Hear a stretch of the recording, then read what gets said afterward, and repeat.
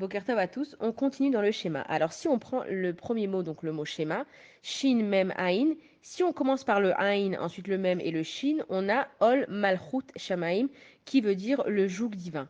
Et en fait, le schéma il est là pour nous rappeler qu'est-ce que c'est un juif, quel est son rôle, et il va renforcer notre Emouna. Et ça prend que quelques secondes à faire la phrase du schéma Israël. Et en fait, c'est pour nous apprendre que celui qui dit qu'il n'a pas le temps d'étudier la Torah, il suffit que tu étudies bien le schéma, que tu le comprennes bien le schéma, et que le fait de le dire, c'est comme un mémo pour toi. Toute la Torah, elle est inscrite dans cette phrase de Shema Israël. Si tu n'as pas le temps vraiment d'étudier la Torah, mais rien que tu essayes de dire au moins le matin et le soir Shema Israël, tu arrives à te rappeler quelle est l'essence même d'un juif. Maintenant, le schéma en lui-même, il est composé de 248 mots, et c'est équivalent aux 248 parties qui forment le corps humain. Ça veut dire que si nous, on va faire attention aux 248 mots qui composent le schéma, alors en contrepartie, Hachem, il fera attention aux 248 parties de notre corps humain. En vrai, dans le schéma, il y a 245 mots.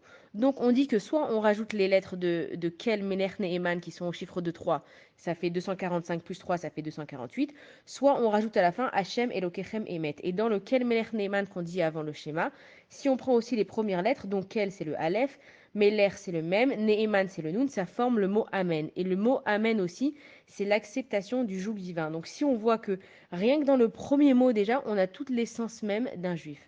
Bonne journée à tous.